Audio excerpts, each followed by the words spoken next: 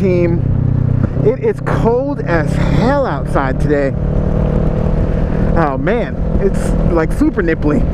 I haven't like busted the heated gear back out yet.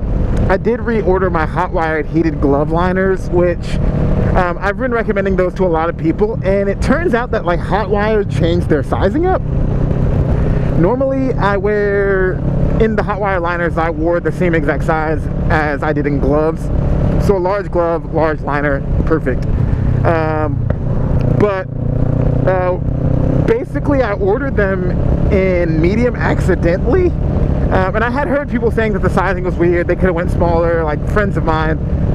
But I ordered a medium accidentally just because I had hit order really quick and it was the size that was like pre-selected on their website.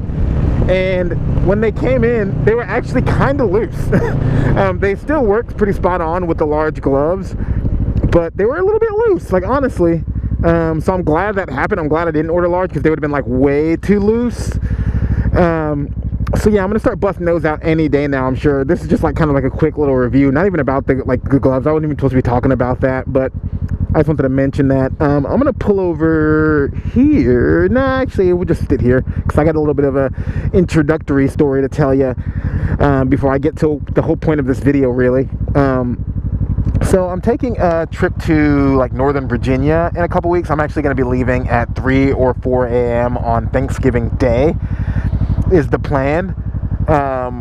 So I'm basically like, it's going to be super cold. I want to have as much like warm protection stuff as I can, like basically to shield me from the cold. So obviously I got the hot wire jacket. I just reordered the gloves. I was kind of on the fence about the pants. I still haven't decided. I'm probably not going to go with the pants. I think I'm going to go with thermal liners, just like some standard like long johns or whatever. Maybe even like throw some sweatpants underneath my riding pants because they're so baggy anyway, like my riding pants are. Plus I'll be sitting the whole time, so A, another extra layer of cushion on my booty, and B, like it won't really matter if I'm like awkwardly wearing too many clothes because like I'm just going to be holding the throttle open on the highway. I'm not going to really need to have like too much mobility.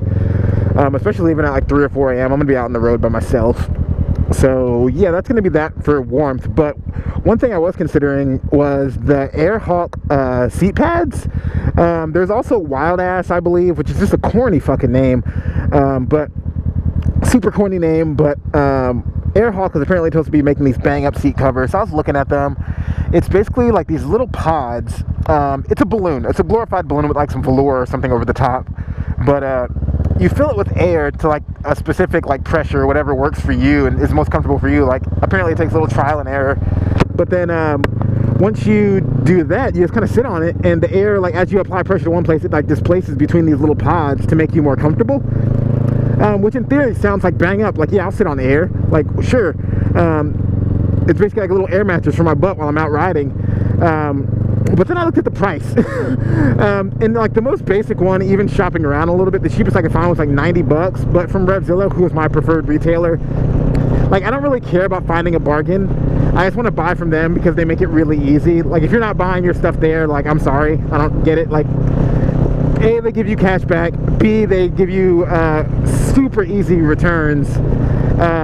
You can chat them at any point to ask questions about gear. It's just a super easy process, and returns are seamless. It's just like, I like it, so I'd rather spend extra and buy from them, honestly.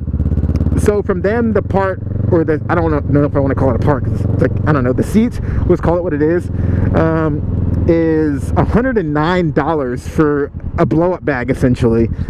And that's just too much money, man. Like, I already spent 500 bucks on a seat. I'm not going to spend an extra 100 bucks on a pad for the seat. And a couple people suggested me just buying a new seat. But A, I already spent like 500 bucks on the seat. And B, the seat is sick for around town. Like, or even like, almost always it's really sick. But any seat is going to get uncomfortable after a while. Unless you're riding with some like tacky ass, like king and queen situation with big pillowy stuff, like road sofa shit. You're going to be uncomfortable after a while.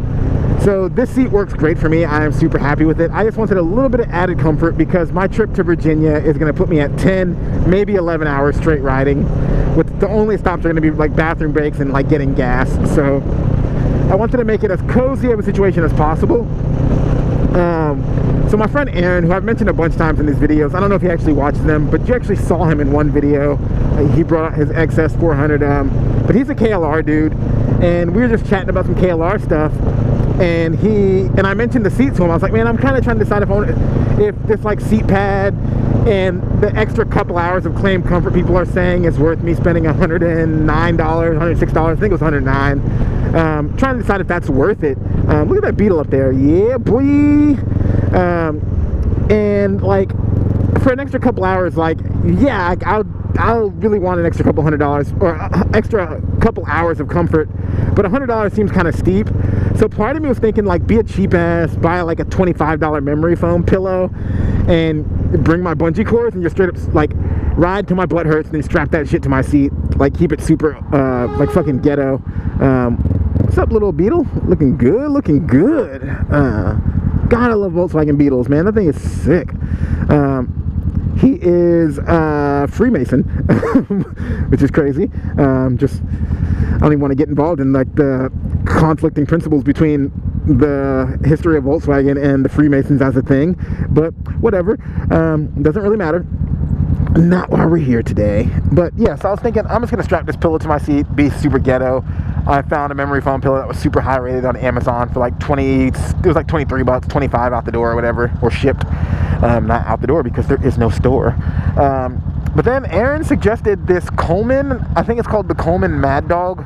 A lot of people use them. It was originally designed for four-wheelers. Like people were using them for like riding in backcountry and whatnot. It's just this gel pad with a couple straps that you just strap to your seat. It's a big rectangle. It's not brand specific, it's a universal part.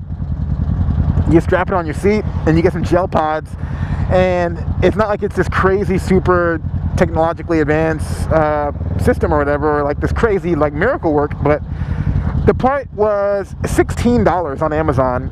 The highest price I saw for one was $25, which is nothing.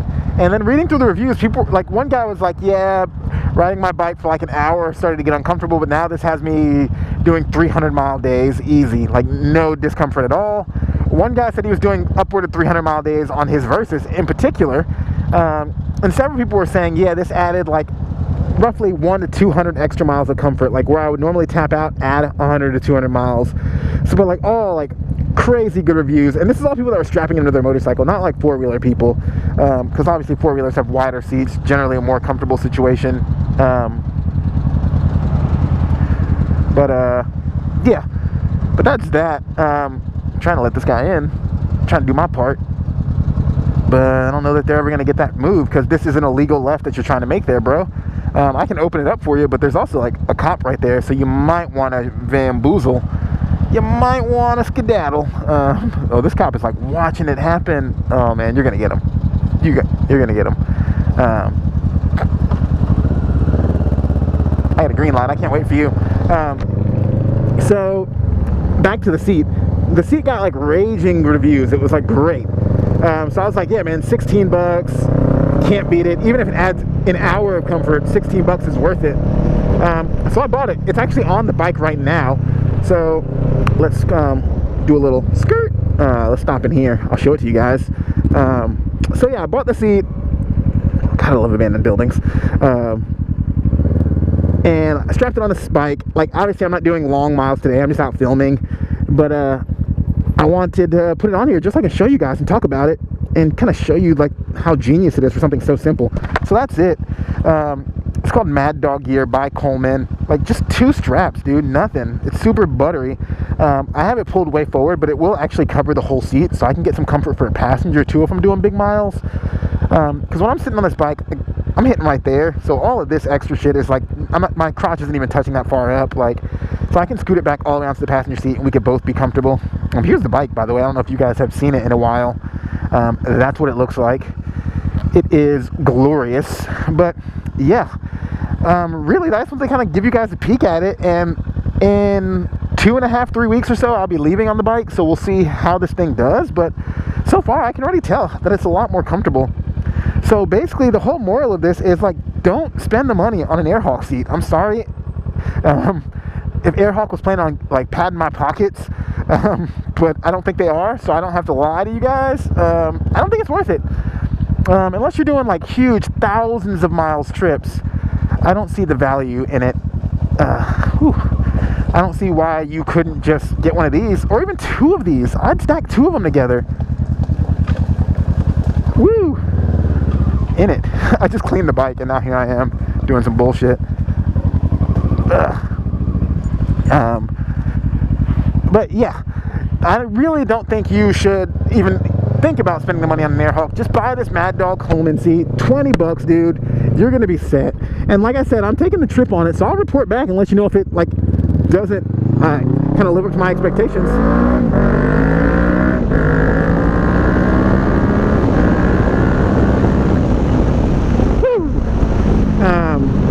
But I think it will.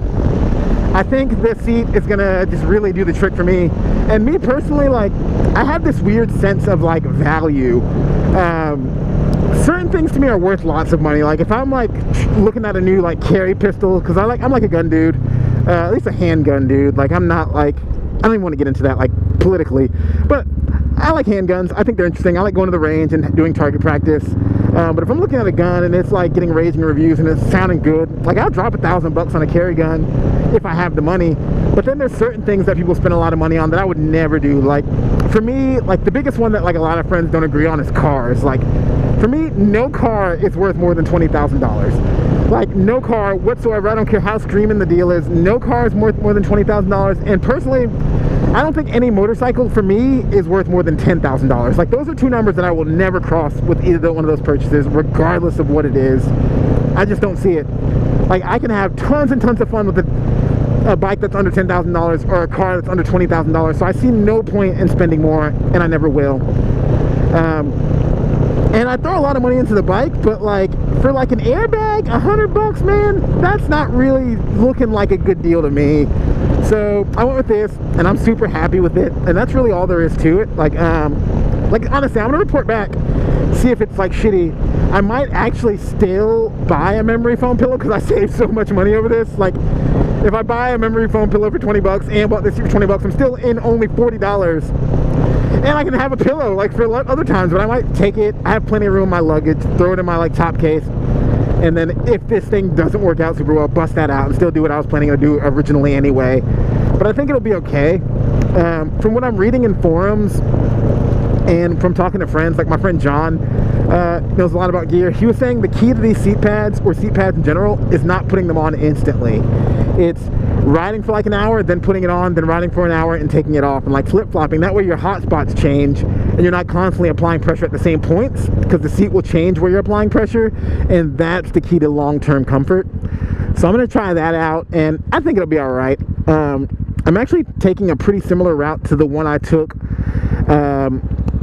last time I headed up to that general area when my radiator broke. So this is kind of like a redemption trip for me, just to kind of like, I don't know, try again and prove that this bike can make it up that route and do the whole thing.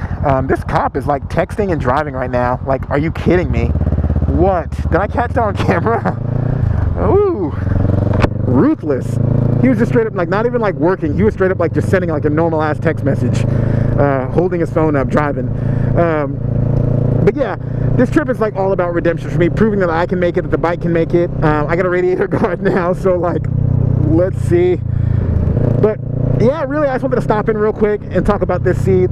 Let you guys know that I'm pumped on it. I'm pumped to have saved 80 bucks, 90 bucks, honestly. And I'll report back and let you know how it goes. Nah, I'm not going to do it. But anyway, that's it for this one. I'm about to pull into this Publix, I guess, and grab some snacks. I opened my fridge up today and there was like not shit in there. So I mean, all I have is my tank bag with me, so I'm not getting a lot. But I'm going to try to get a couple little snacky snacks, you know. But anyway, that's it for this one. Hopefully it's not freezing cold where you guys are and you can go ride. If so, do it. Go have fun. Full sends only. If you ride a Kawasaki Versys, I like you more than everybody else that's watching this. I'm sorry. I'm just biased. You're a better person than the rest. My bad. But anywho, that's it. Y'all have a good one. Peace.